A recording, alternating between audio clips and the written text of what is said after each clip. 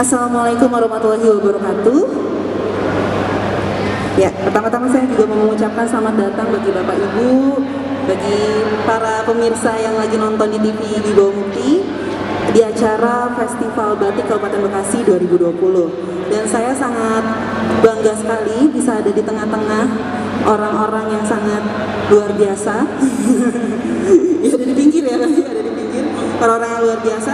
Jadi karena berhubung kita ini adalah festival batik dan ada perlombaan batik Kabupaten Bekasi, alangkah baiknya kita juga pengen tahu filosofi terbentuknya dari batik itu. Makanya kita mau membahas tentang sejarah budaya Bekasi yang akan dibahas narasumber kita, yaitu salah satunya ada Kak Barito Hakim Putra, yaitu dari Ketua Komunitas Batik Bekasi ya Kak.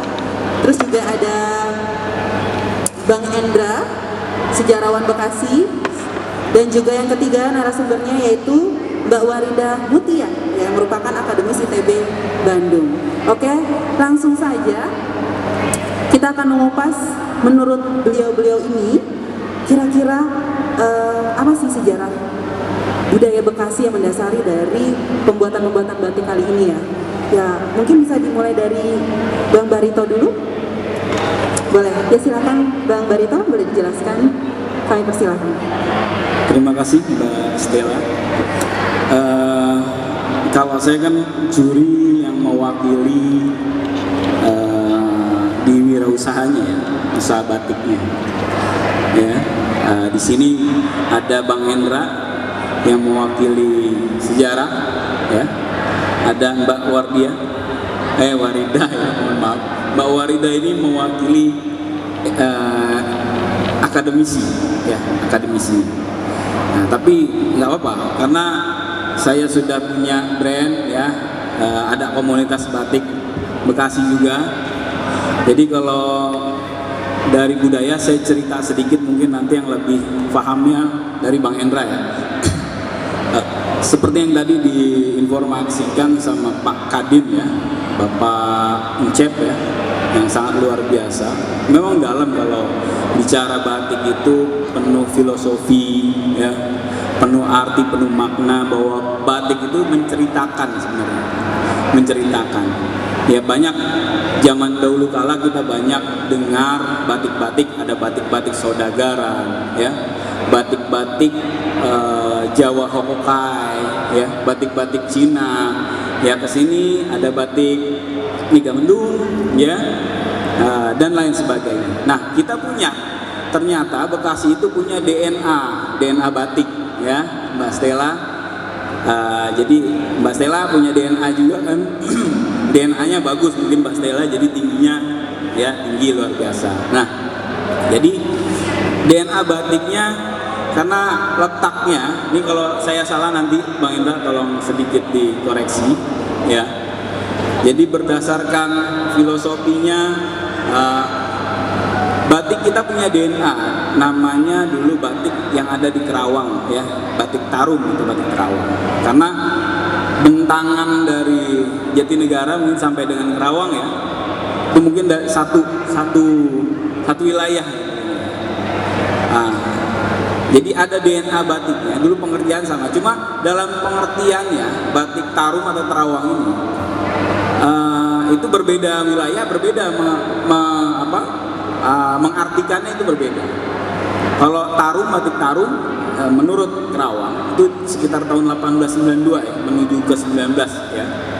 Itu adalah tumbuhan indigo vera yang tumbuh di bantaran Kali Kerawang, Kali Citarum, Bang Indra ya.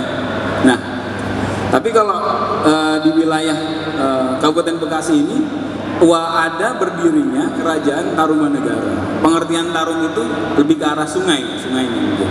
Nah, tapi yang paling penting adalah kita memiliki DNA batik ya, bahwa Kabupaten Bekasi itu memiliki DNA batik. Nah, adapun filosofi yang dibangun hari ini adalah banyak sekali yang mengartikan, contoh gini, kayak Bekasi ini dulu adalah suatu daerah perjuangan ya. Nah, daerah perjuangan kaya akan budayanya, kasana budayanya kaya ya. Nah, lalu kaya akan floranya, ada faunanya. Jadi sebelum saya cerita nih, mungkin Bang Hendra yang lanjut sejarahnya. Jadi di sinilah kita terjemahkan kalau di daerah-daerah dulu zaman batik saudaгаran itu yang dibuat adalah memang menentukan ciri khas batik itu ketika dipakai adalah wah si A ini adalah seorang saudagar. Ya, kalau Jawa Hopokai itu dulu adalah ini terpengaruh oleh Jepang. Nah, kalau batik-batik Cina ada burung hong. Nah, ini kita burung merak. Nah, ini kita terpengaruh juga. Nah, kita terpengaruh di sini budayanya budaya ada tari-tariannya. Floranya ada apa? Ada kecapinya, ada durennya. Ya. Lalu sejarahnya ada apa? Kita punya gedong juang. Punya bendok ya sebagai lambang dulu perlawanan dan juga dipakai kalau istilah dipakai itu nyoren lah ya para jawara, para orang-orang penduduk di Kabupaten Bekasi.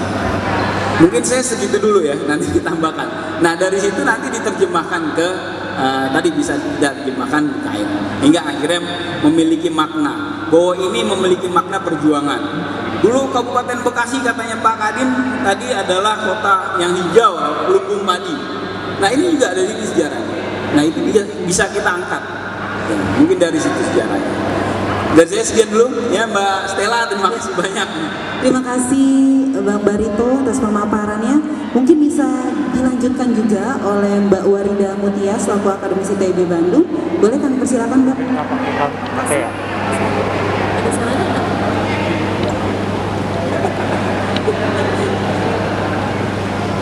Halo?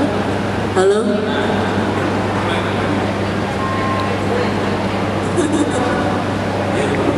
Oke, terima kasih Bang Hendra, terima kasih siapa namanya? Sela. Terima kasih atas kesempatannya. Kebetulan fokus saya sebagai seorang akademisi adalah dari segi desain ya. Jadi memang bukan seperti abang-abang ini yang fokusnya adalah di budayanya. Saya mungkin mengarahnya adalah pada bagaimana desain batik itu sendiri. Saya dulu kuliah di jurusan tekstil, jadi desain tekstil. Kria tekstil tepatnya waktu masih S1. Kemudian setelah itu membahas mengenai desain dan saat ini saya memang mengajar mata kuliah desain batik di Universitas Mercu Buana yang di Jakarta. Nah, waktu saya pernah melakukan penelitian mengenai desain batik, kebetulan saat itu saya pernah melakukan penelitian mengenai batik Jakarta, batik Betawi tepatnya. Dan saat itu saya berkenalan dengan salah satu bagian dari keluarga batik Betawi, yaitu batik Seraci. Sebenarnya ini udah lumayan lama ya, kayak tahun 2015 atau 2016 gitu, jadi mungkin udah nggak update. Pengetahuan saya mengenai ini udah rada lama gitu. Dan saat itu barulah saya mengetahui bahwa oh ternyata di Bekasi itu ada batik ternyata gitu ya. Baru saat itu saya baru tahu. Dan ternyata itu sudah berkembang sejak tahun 2009 kalau tidak salah. Betul tidak? Ya. Dan kemudian kesininya ternyata saya lihat ada banyak sekali nih perkembangan batik-batik Bekasi yang lain. Dan saya lumayan merasa amazed melihatnya dan sangat terpesona bahwa saya kira seperti mungkin banyak orang mengira di sini gimana ceritanya batik Bekasi itu bisa ada gitu kan. Tadi Bang Hendra sudah bercerita tentang ada sebuah DNA dari batik Bekasi itu sendiri. Tapi kita sebagai orang awam, orang yang di masyarakat secara umum, pasti kita ngira gimana ceritanya ada batik Bekasi. Nggak pernah nih aku ngelihat ada batik Bekasi gitu ya. Kayak ini munculnya dari mana seperti itu. Ya. Nah itu menjadi sebuah pertanyaan yang menggelitik sebenarnya, ya kan? Baik sebagai masyarakat umum, masyarakat awam, maupun saya sebagai akademisi saat itu. Dan kebetulan memang saya belum terlalu dalam masuk dan menjelajah dalam batik Bekasi ini, tapi saat itu saya melihat ada beberapa fenomena yang unik dalam perkembangan batik Bekasi. Seperti misalnya ada contohnya batik yang dibuat dengan teknik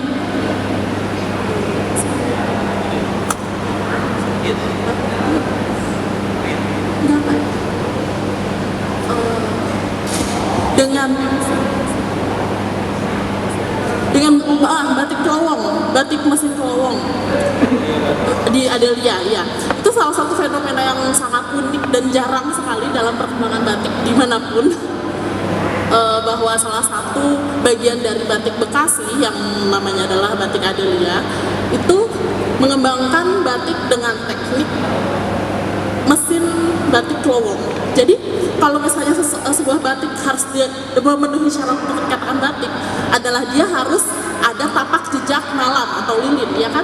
Kalau misalnya nggak ada lilin, nggak ada malamnya, kayak misalnya di print, berarti itu bukan batik.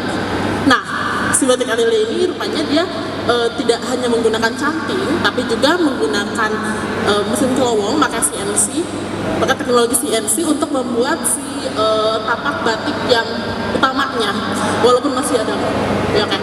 Nah, dan setelah itu masih dengan dengan canting juga.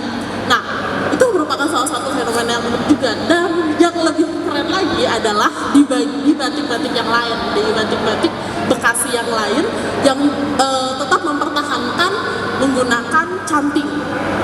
Itu kreasi yang dibuat itu subhanallah luar biasa. Banyak sekali kreasi-kreasi yang diciptakan, dikembangkan dengan menggunakan canting dan cap yang diangkat dari kebudayaan Bekasi. Dan itu sangat menarik, ya kan? Baru ada seperti itu ya. Batik menampilkan sepasang pengantin. Kemudian ada juga batik orang yang menari misalnya, atau bangunan-bangunan bersejarah seperti itu. Dan tentu saja ada banyak hal-hal lain seperti dari kekayaan budaya dan kekayaan geografi dari Kabupaten Bekasi, seperti itu.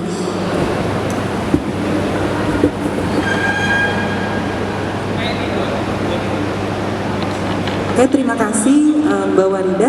Nah, mungkin karena waktu kita sedikit lagi, Bang Endra, waktu kita kurang dari 5 menit lagi, mungkin Bang Endra bisa memaparkan sejarah budaya Bekasi secara singkat, mungkin yang bisa kita ketahui bersama gitu dengan waktu yang singkat. Kami persilakan kepada Bang Endra. Ya, terima kasih. Assalamualaikum warahmatullahi wabarakatuh. Sebelumnya saya ucapkan selamat datang ke Bang Andi Sopandi, guru saya. Kalau bicara tentang sejarah Bekasi, guru saya, beliau hadir di sini. Lanjut aja, bahwa bicara tentang, saya pengen bahas dulu tentang batik Bekasi ya. Batik Bekasi dari mana sih kan gitu. Kalau bicara tentang batik, itu biasanya identik sama Jawa kan gitu ya. Kalau bicara tentang batik biasanya identik sama Jawa. Terus apa hubungannya Bekasi dengan Jawa, dengan orang Jawa? Gini, saya punya foto tahun 1882, itu ada seorang ibu-ibu memakai batik. Itu di Bekasi. Nah, kalau bicara lagi lebih jauh lagi, memang sudah ratusan tahun orang Jawa sudah stay di sini. Terutama sejak era Mataram 1600-an.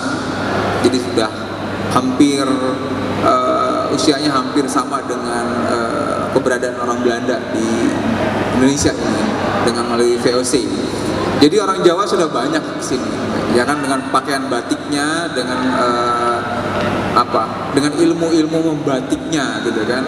Nah, seiring waktu dengan hadirnya mereka di sini, ya, mereka mencoba mengeksplor kekayaan di Bekasi, gitu. Jadi kalau bicara tentang DNA batik Bekasi yang disampaikan oleh Mang Barito, memang sudah ratusan tahun yang lalu, ya kan, orang-orang Jawa yang ya sekarang mungkin sudah tidak teridentifikasi lagi, karena kan sudah bisa dikatakan sebagai orang asli kan, karena sudah ratusan tahun yang lalu. Jadi mereka sudah mengeksplor berbagai macam jenis yang ada di Bekasi seperti apa gitu kan.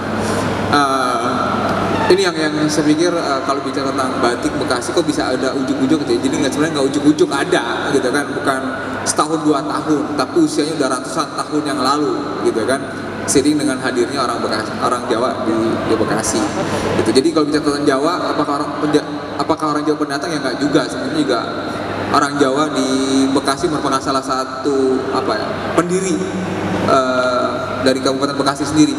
Selain dari Jawa yang notabene dari Mataram, itu dari Jogja, Solo, Surabaya dan sekitarnya. Pada waktu itu kan Mataram tidak hanya berkuasa di Jogja Solo, tapi se-Jawa Tengah dan Jogja dan Jawa Timur juga. Ada unsur juga dari Cirebon. Jangan lupakan juga bahwa nuansa Cirebon di Bekasi itu begitu kuat, gitu kan. Kayak bahasa Bagen itu bahasa asli orang Cirebon, gitu kan. Bagian rumah kan gitu kan. Jadi kalau bicara tentang kekayaan budaya Bekasi itu memang sangat kaya gitu. Selain Cirebon, Jawa ada lagi namanya Cina. Etnis Cina juga tidak bisa diabaikan juga. Sumbangsi mereka terhadap kebudayaan di Bekasi sangat luar biasa. Etnis dari Banten juga tidak kalah penting. Unsur-unsur kejawaraan, kalau bicara tentang jawara itu sebenarnya dari Banten gitu kan. Jadi memang luar biasa. Ada lagi unsur dari Bugis. Jadi memang orang pendiri Bekasi tidak hanya Jawa, Cirebon dan Banten, tapi juga ada dari Bugis, Makassar. Kayak nama cabang Bungin itu merupakan nama dari Bugis sana. Terus di daerah Muara Gembong juga ada namanya kampung Bugis. Daerah pesisir memang kebanyakan unsur dari masyarakat Makassar dan Bugis sangat kuat gitu kan.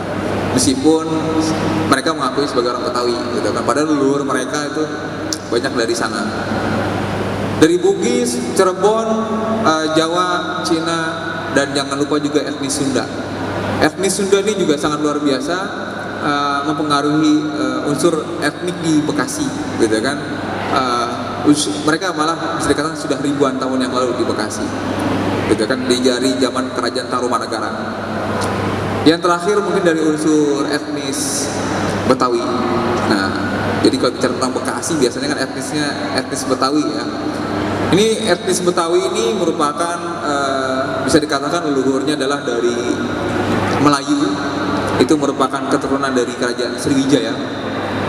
Sriwijaya berkuasa di sini itu sejak tahun 669. Selama 300 tahun mereka berkuasa di wilayah utara pantai utara di Pulau Jawa. Jadi kalau bicara tentang Bekasi, unsurnya sangat banyak. Nah, unsur etnis ini pada akhirnya melahirkan suatu motif batik yang unik gitu, yang mungkin kita tidak bisa ditemukan di tempat yang lain. Nah, ini yang menjadi PR bersama.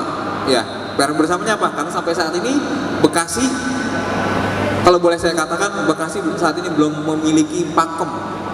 Ya, belum memiliki pakem batik Bekasi itu seperti apa. Karena memang kalau kata Bang Barito, kalau bicara tentang nyari pakem batik itu nggak setahun 2 tahun, butuh proses yang cukup panjang gitu. Saya pikir itu Mbak Stella, kalau saya apa namanya.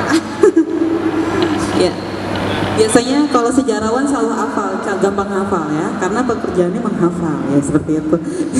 Ya, terima kasih banyak dari ketiga narasumber kita, Bang Barito, Bang Endra, dan juga Mbak Waridah yang telah memaparkan sejarah budaya Bekasi. Seperti yang kita ketahui ya, bahwa batik sekarang tidak hanya dari Jawa saja ya. Memang asalnya dari Jawa, tapi sekarang hampir semua provinsi itu memiliki ciri khas, yaitu batik. Jadi seperti kayak ciri khas dari masing-masing wilayah direpresentasikan dalam bentuk kain gitu ya, biar orang tuh bisa melihat, oh Bekasi identiknya oh jawara, oh perjuangan, oh ini bisa disimbolkan dengan satu benda yang bisa orang langsung pahami. Jadi seperti itu. Tadi kita sudah mendengarkan pemaparan dari ketiga narasumber kita, cukup luar biasa sekali. Bekasi itu adalah wilayah urbanisasi ya, banyak pendatang. Jadi motif kita pun sebenarnya untuk eksplorasi sangat banyak ya, karena kaya banget, jadi tidak terbatas. Jadi dari budaya juga tadi sudah disebutkan, kita perpaduan dari banyak wilayah, terus juga dari macam-macam tadi peninggalan, ada perjuangan, ada gedung juang dan yang lain-lain. Jadi seperti itu. Mungkin talk show untuk sejarah budaya Bekasinya cukup di sini, cukup membuka wawasan untuk kita semua, apalagi para peserta lomba nih. Jadi makin semangat untuk bereksplorasi karena banyak banget yang bisa dijadikan inspirasi untuk membuat kain batik Bekasi.